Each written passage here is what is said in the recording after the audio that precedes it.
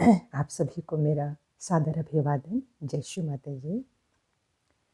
मुझसे किसी ने, एक बहन ने पूछा, और वो सहयोग नहीं करती हैं, लेकिन यूट्यूब के द्वारा जो जहाँ तक ये बात पहुँची होगी, उन्होंने ये प्रश्न कर दिया, आदि शक्ति माँ कौन है?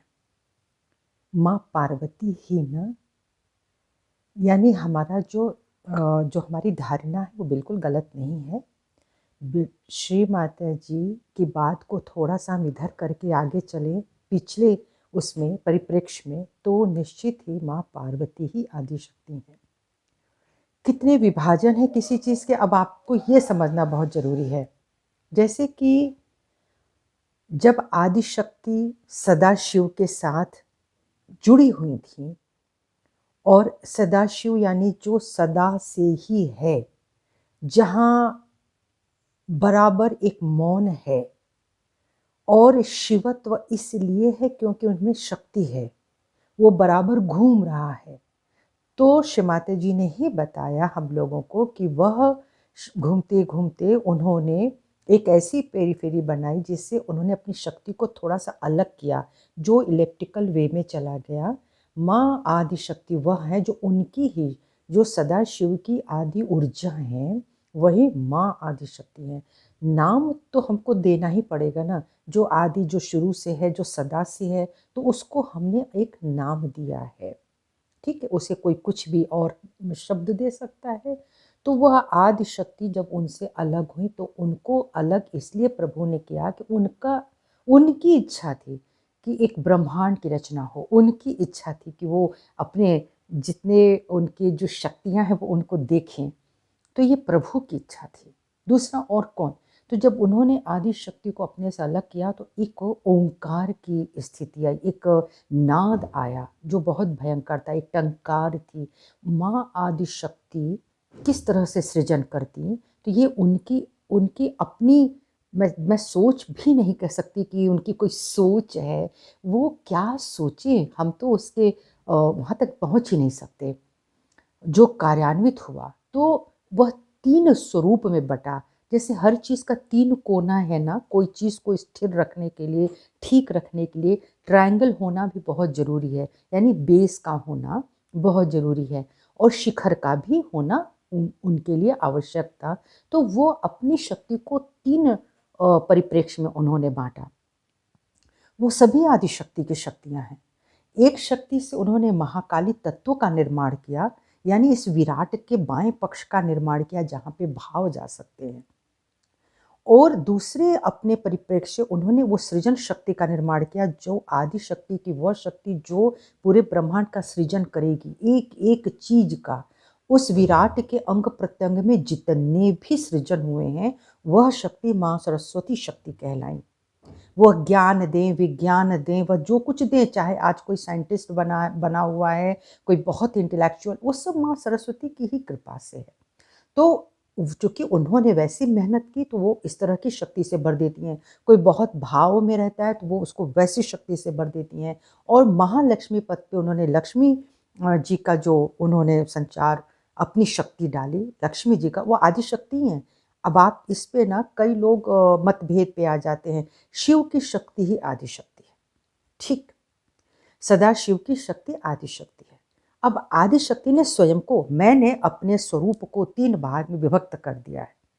रहूंगी तो आदि शक्ति का स्वरूप, मैं उदाहरण दे रही हूँ, मैं रहूंगी तो मीरा ही। तो बायां पक्ष जो है मेरा, वो एक तरफ चला गया, एक ब्रह्मांड की जो रचना हुई, वो भावों की रचना हुई, ये विराट स्वरूप में चल रहा है। दूसरे से उन्होंने पूरी जो सृजन, जो क्रियान्वयन शक्ति है, जो करती रहे, एक सोच रही है, एक कर रही है, तो वह शक्ति सरस्वती शक्ति। और जो मध्य का पथ है, जहाँ पर मनुष्य अमीबा से उठ कर के एक एक उत्क्रांति को लेकर के आज मनुष्य की उस चेतना शक्ति में बैठा है कि आज हम आदि शक्ति पर बात कर सकते हैं। हम कर सकते नहीं हैं। जितना हमने जाना, जितना हमने समझा, जितनी परमेश्वरी ने खुद समझाने की जो मेहनत की है, और जो हम लोगों ने अपने ऊपर आत्मसात किया है, जितना भी, उसी पर खाली बात कर सकते हैं। तो ये तीनों आदि शक्ति हैं। अगर मैं कहूँ कि लक्ष्मी जी, तो कहें लक्ष्मी जी तो विष्णु जी की पत्नी है, वह आदि शक्ति कैसे हो सकती हैं? पार्वती जी वो तो शिव जी की पत्नी है, वह आदि शक्ति है, तो फिर विष्णु की पत्नी कैसे होंगी? फिर ब्रह्मदेव की जो कृपा में माँ सरस्वती की कृपा है, वह शक्ति कैसे? सब आदि शक्ति है। अब आदि शक्ति के विभिन्न विभिन्न पक्षों पे अवतरण हुए हैं। बाएं पक्ष पे जो माँ काली का अवतरण है वो भी आदि शक्ति है, और इस माँ काली की शक्ति भी अनेकों अपने उन्होंने अपने को प्रस्फुटित किया हुआ है। जैसे कहते हैं कि मंदोदरी शक्ति हैं और पांचाली शक्ति हैं। ये सब लोग कोई साधारण हस्तियां नहीं थीं, ऐसे बहुत सारी शक्तियां अवतरित हुई हैं। जैसे माँ गंगा को भी बोलते हैं कि वो आदि शक्ति ही हैं जो आपकी ईड़ा नाड़ी पर अवतरित हुई हैं। माने एक विराट के शरीर पे, हम लोग तो उसका एक नन्हा सा अंश हैं, एक छोटा सा बूंद है, प्रतिबिंब हैं, लेकिन हमको इतनी समझ खाली डाल दी गई है। वो उसको इस चेतना से हम अपनी चेतना को ही जितना विकसित कर ले, जितना बड़ा कर ले, हम उतनी ही बात कर पाएंगे। हमारी चेतना बिल्कुल ही नीचे अधोगति में होगी तो हम सिर्फ वही बात करेंगे, उतना ही सत्य समझ में आएगा। इसलिए जब कोई बात होती है तो सामने वाले को भी उतनी ही समझ रखनी पड़ती है। तो वो सब आदि शक्ति हैं। तो आपके काली पक्ष में जितने अवतरण हुए हैं, जितना श्री माता जी का मैनिफेस्टेशन आया है बाएं पक्ष के को ठीक करने के लिए, वह महाकाली आदि शक्ति ही है।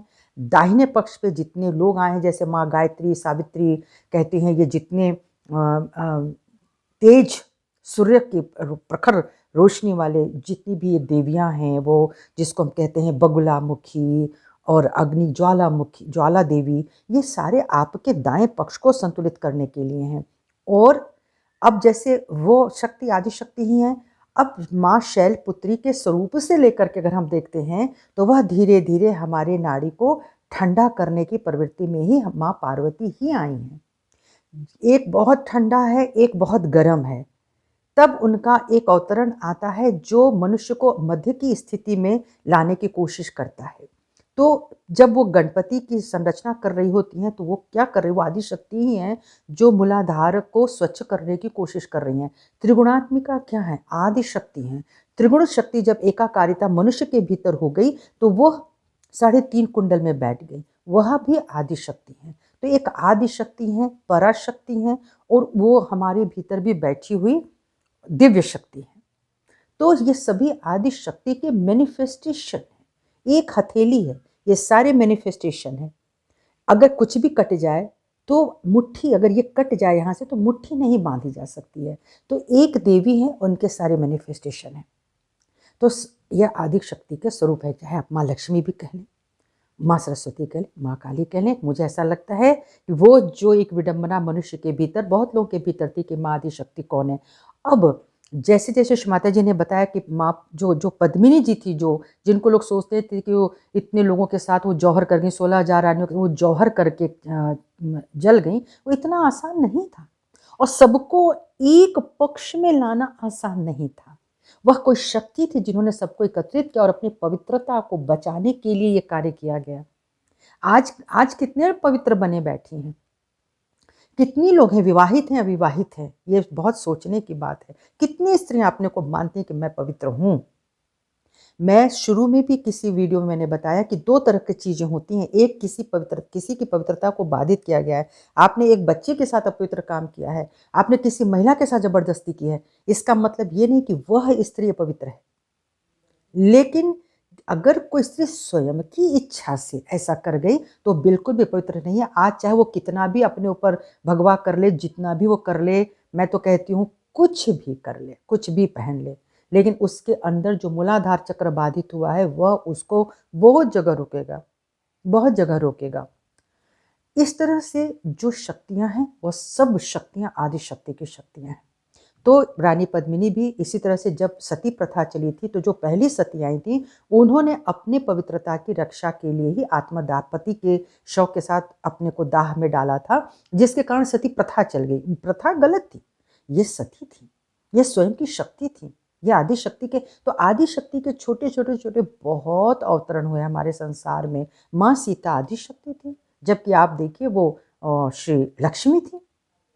लक्ष्मी पथ पे निकल कर के वो राइट साइड में थी, मैंने वो सूर्यनाड़ी पर श्री राम जी का जो दाहिने हृदय पे उनका स्थान है, सूर्य नाड़ी पर स्थान है, तो उनकी पत्नी, उनकी जो शक्ति है वह दाहिनी नाड़ी पर आई। इसी तरह से भगवान श्री कृष्ण का बाईं नाड़ी पर प्रादुर्भाव है। बाईं नाड़ी पर उनकी जितनी जो शक्तियाँ आई उनकी, वह काली स्वरूपा में रहीं।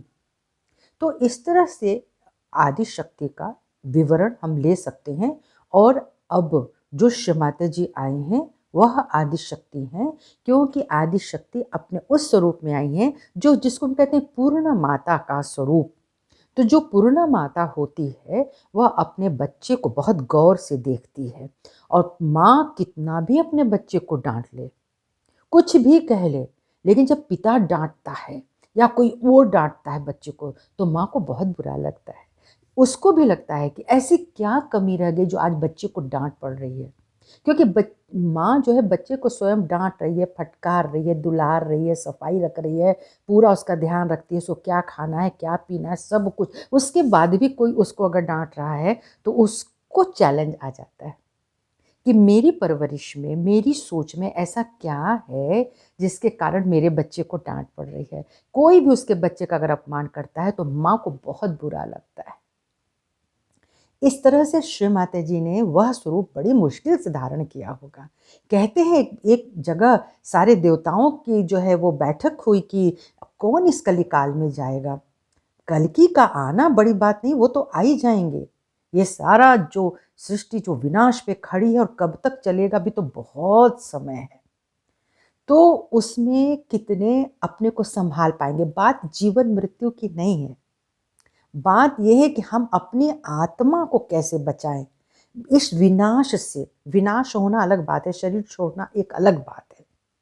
इस विनाश में हम जो काल है उसमें हमको अपने को किन किन धर्मों पर आधारित होकर के बचाना है। वो कौन कौन से धर्म होने हैं, वो 10 धर्म क्या है, वो आगे की वीडियो में भी बात करेंगे। आज बात सिर्फ आदि शक्ति की हो रही है। तो श्री माता जी जो आदि शक्ति का जो मूल स्वरूप था वह उतर करके उन्होंने अपने को एक मैनिफेस्ट किया, अपना एक, जिसको हम मैनिफेस्टेशन माने आपको हम अपने प्रभाव को दिखाने की कोशिश कर रहे हैं, प्रतिरूप बना रहे हैं। तो वह प्रतिरूप श्री माता जी का बन के तैयार हुआ।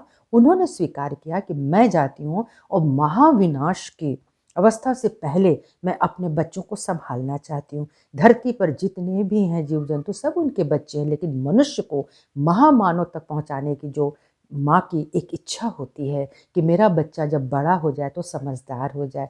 बच्चा तो मनुष्य तो बच्चा भी है ना, वो तो किशोर भी है ना, वह युवा भी है, वह प्रौढ़ भी है, वह वृद्ध भी है, वो फिर भी उनका बच्चा है।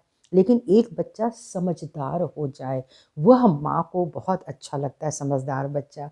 तो माँ ने ये किया कि पहले मुझे मेरा कार्य करने दीजिए कि सब ऐसी आत्माएं नष्ट होकर के हाहाकार मच जाए, पूरे ब्रह्मांड में मृत आत्माएं भटकें, प्रेत योनि में भटकें, पिशाच बन के भटकें, राक्षस में भटकें। उससे बेहतर है कि मैं एक बार कोशिश करके देखती हूँ। अगर उनके भीतर की शक्ति का जागरण हो जाता है, वो अपने सहस्त्रार में स्थित हो जाते हैं, वह धर्म स्वरूप हो जाते हैं, स्वयं में ही मंदिर हो जाते हैं, तो माँ का कार्य सफल हो जाता है। श्री माता जी निर्मला देवी यह स्वरूप लेकर के धरती पर अवतरित हुई, वह भी आदि शक्ति। और रही बात भगवती और आदि शक्ति में भी अंतर बहुत लोग नहीं पहचान पाते। भगवती का मतलब होता है 6 भाग होते हैं देवी या देवता बनने के लिए, 6 भाग। जो इन 6 भागों को, 6 भाग को जीत लेता है वही भगवान। देखिए बहुत अच्छे अच्छे लोगों को कहते हैं भगवान आप बताएं मेरे साथ, है ना। आप किसी भी बड़े ऋषि मुनि के पास जाते हैं तो बोलते हैं भगवान। तो भगवान का मतलब क्या हुआ?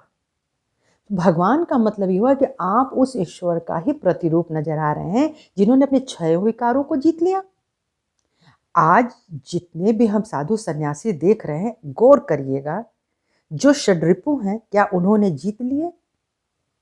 मुझे तो दृष्टिगोचर जल्दी नहीं हो रहा है। वो षड्रिपु क्या है आपको पता है ना। तो जब वो षड्रिपु आप जीत नहीं लेंगे तब तक आप वो संत की धारणा में, भगवान की धारणा में कहाँ जाएंगे। तो भगवान का क्रोध, भगवान का प्यार, भगवान की संतुष्टि जिसको भी ये मिल गया वो भाग्यवान भगवान है। और जो स्त्री इस चीज को जीत जाती है वो भगवती है। भाग को जीत लेने वाली वह भगवती हैं, बट जाती है जो। तो 6 भागों के जो गुण हैं, अगर वो किसी स्त्री में आते हैं तो वो भगवती बन जाती है, और जो आदि ऊर्जा किसी के भीतर उतरी हुई है, जो अवतरित हुई है, वह आदि शक्ति है। तो इस धरती पर अनेकों बार आदि शक्ति अवतरित हुई हैं, और वो माँ पार्वती यानी जो सदाशिव की शक्ति से निकली, उसके बाद उनकी जो शक्तियां आई वह 3 भाग में विभक्त हुई, और उनको ही धारण करने के लिए ब्रह्मा विष्णु महेश आए। मुझे लगता है कि अब आप ये जिज्ञासा शांत हो गई होगी। सबको मेरा अभिवादन। जय श्री माता जी।